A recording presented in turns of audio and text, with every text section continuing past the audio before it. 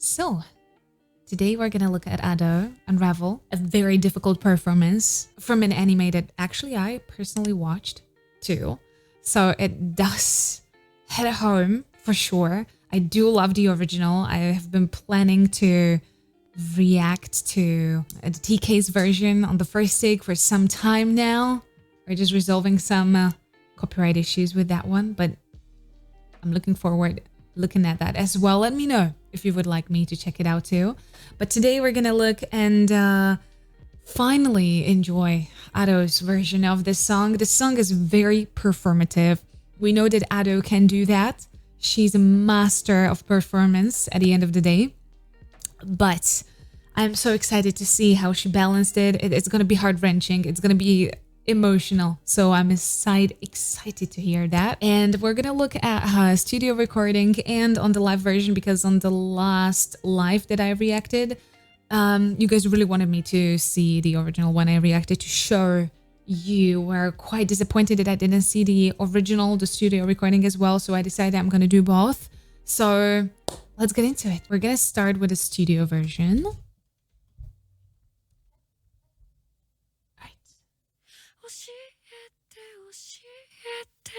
その仕組みを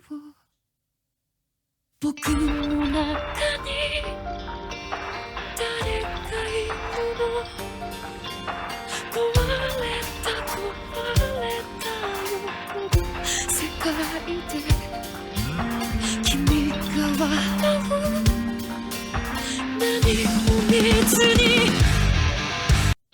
Look at the impact on the last tone there. So we've got a lot of airy introduction. It's almost, but she's doing that airy feeling, not in a very released way. Not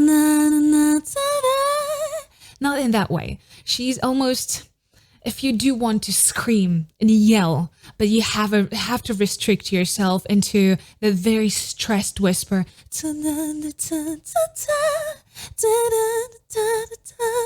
So it's almost like screaming, but in a very quiet way. So it's not a relaxed, nice, sweet little whisper. There's a lot of tension in it.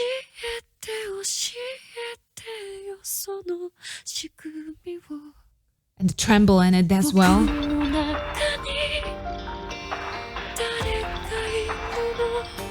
It's insane how you can build up atmosphere through something so simple as almost whispered singing.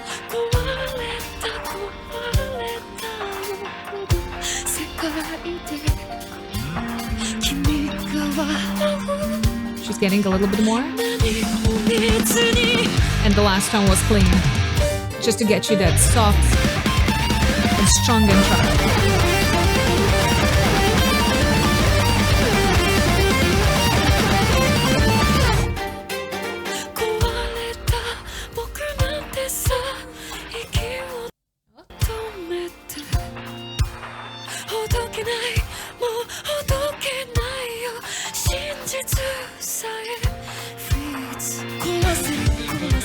When I heard just an introduction to this song by Ado, I was really surprised that she decided to cover the whole intro in this kind of like very whispery style.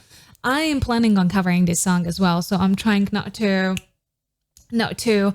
ingrain her version in my brain too deep, because I know I will be then tempted to do something similar and I want to do my version.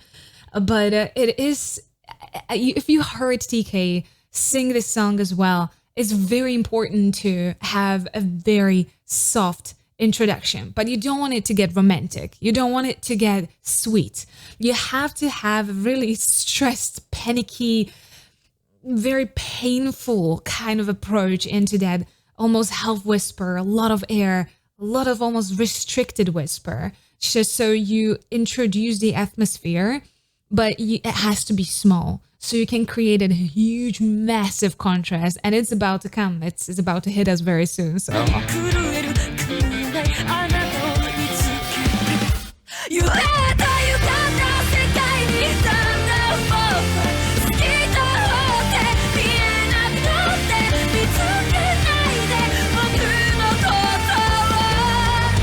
Beautiful.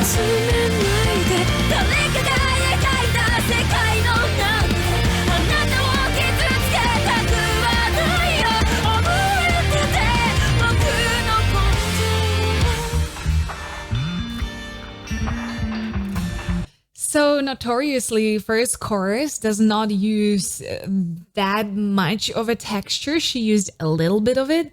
I'm just actually now really flabbergasted because in my head, I'm remembering the TK's version, and it's really interesting how similar their styles actually are. The flips into the belts, the very uncontrolled, like really released pressure in those higher spaces that is so brave because it feels like it's gonna crumble any moment, but they have it really safely under control. She is very standardly, based on her technique that she usually does have, used tons of vocal flips. But again, still pacing herself.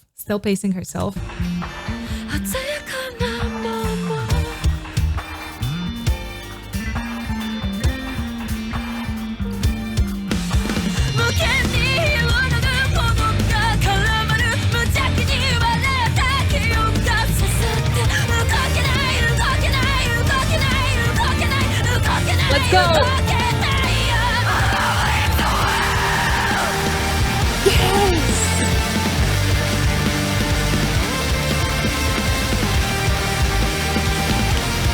Nice!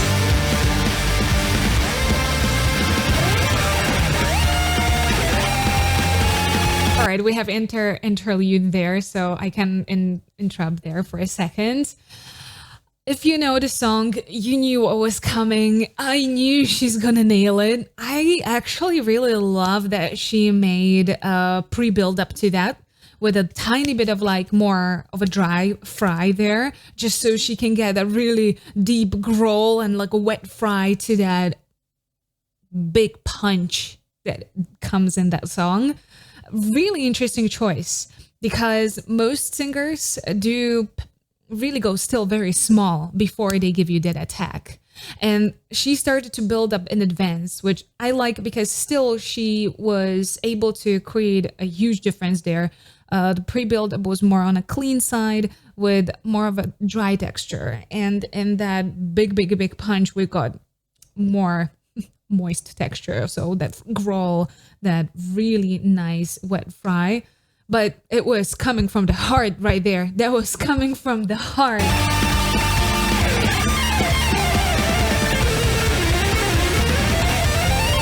I love this version too.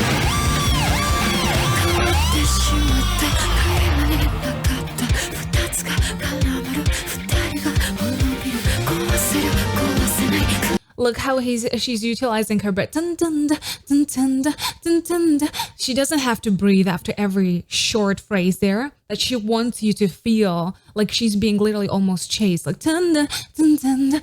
She is making you feel like a chased animal. It's incredible.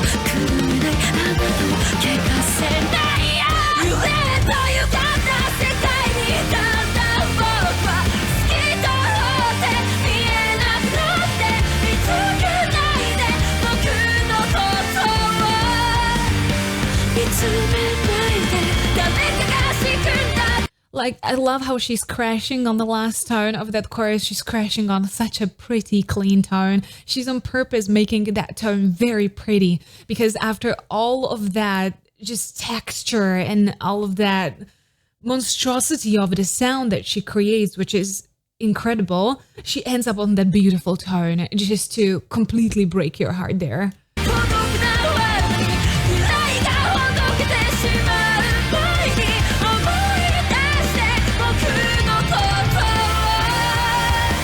Here, the last tone is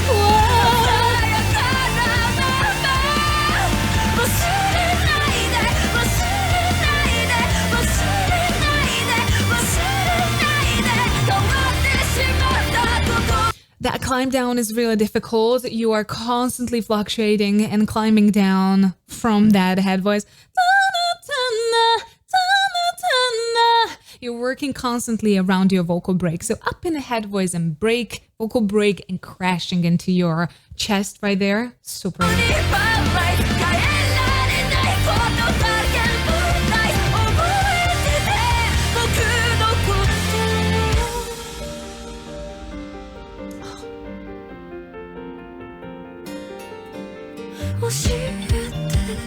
I'm sorry, this song just makes me So emotional. 僕の中に誰かいるの Damn. Oof.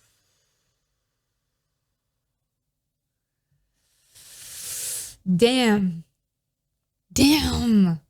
That's a good version of, that's an incredible version of Unravel.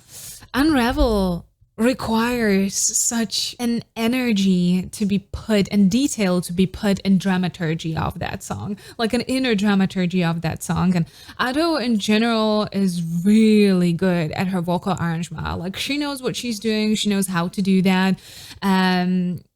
She's gonna take even the simplest song, which Unravel is not a simple song, but she can take the simplest song and still via her vocal arrangement create a multi-layered, a very multi-dimensional piece. So when I heard it, she's gonna cover Unravel, I knew that we're gonna get like a whole orchestra of things put in. And I mean, we're not disappointed, but the first growl, the first punch of that, that was insane. That was beautiful. And I know that she put everything into it when she was recording that. Like you could hear the pure pain that was coming straight from that heart. What we're going to be expecting on the live performance is how is all of this going to adapt to the live sound? How, especially the repetitive parts, you have to manage your air very well there. And yeah, we're gonna see how that big tone, that big growl there is gonna translate into live version. I'm excited. Let's go and see it. So very soft beginning.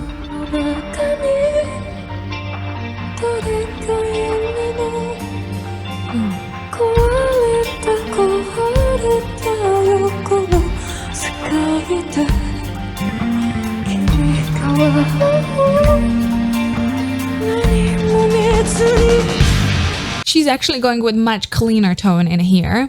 So in the recording, but in a recording, in a studio recording, you can go into much softer sounds. Like the microphone is still going to pick it up. It's going to translate well into the recording. So like this effect of that suffocating kind of whisper would be really difficult to translate into live performance like this. It's a huge arena. You have to give that tone some substance. So it translates a little bit more out. So some effects are cool to make in a studio and a little bit more difficult to translate it into the live stage.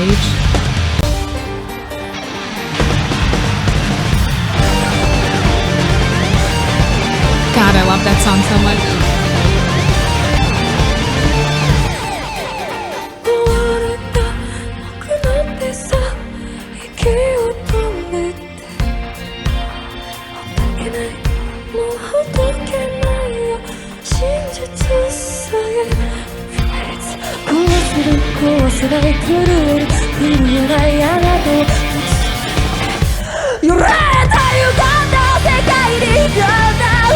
Listen how she leaned into the da. She rolled that R so she can get that texture in it so beautifully.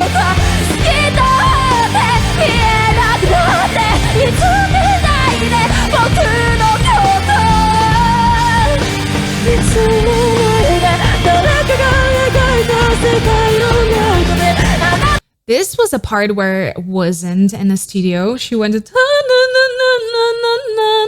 which is one of her favorite sounds to do. So she is kind of exchanging here a little bit. It's fun to hear.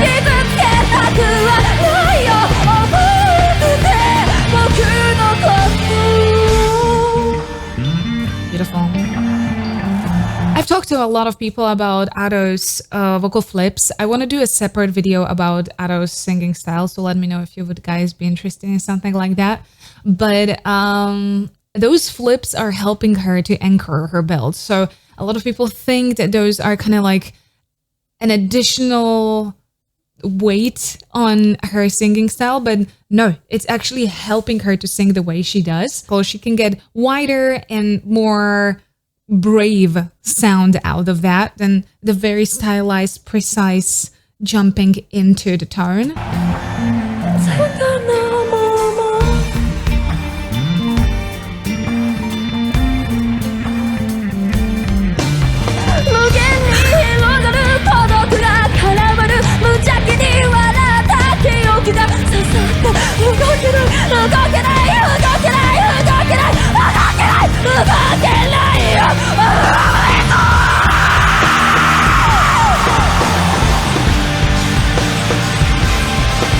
beautiful.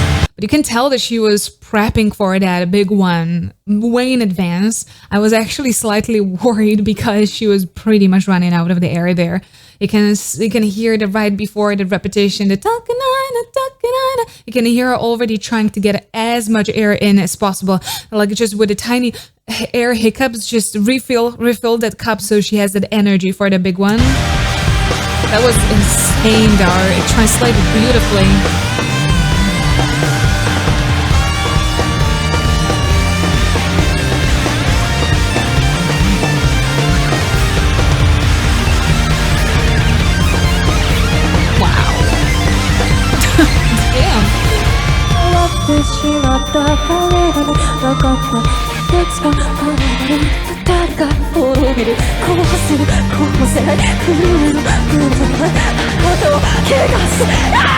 She did it there, so I'm gonna replay, don't worry, but she did those little hiccups.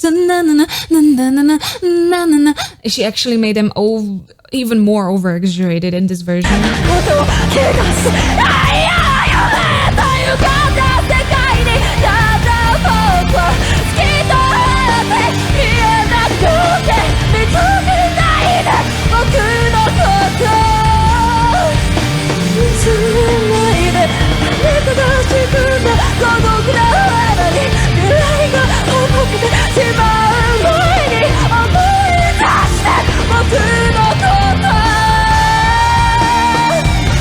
Good. The last beautiful tone was definitely there. I'm suffocating with her. The way that this song drains you of any air is insane. Oh my god. You can see that she's trying to refill as much as she can. She actually put more texture here than in the recording, in the studio recording, because the texture can actually save you quite a lot of air compared to what probably you would think.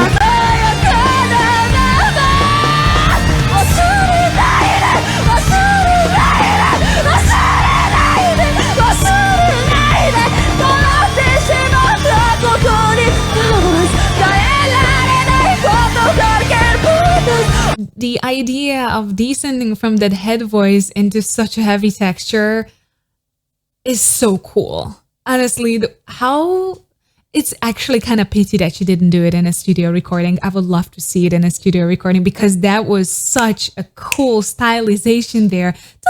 And then into that heavy texture on the bottom. Damn. That's such a brilliant idea. Oh my god. I'm so happy. I love this song and I love her.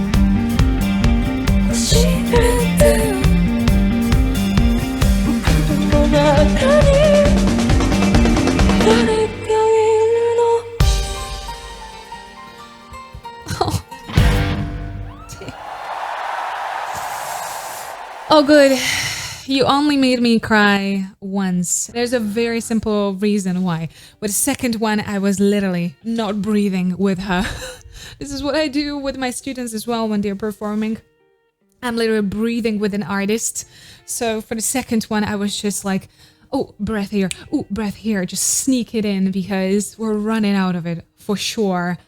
Gorgeous performance. You could tell that she was, in certain parts, she was really coping with the lack of air and with the pressure of the song. The pressure of the song is insane. She's not an artist or performer to crumble. You can tell that about Ado. She won't crumble. But even this song was like really pressing her to the very, very edge. But her technique was saving her there quite a lot. The flips were very prominent per usual. And the way she's capable of moving around her passaggio with her vocal break.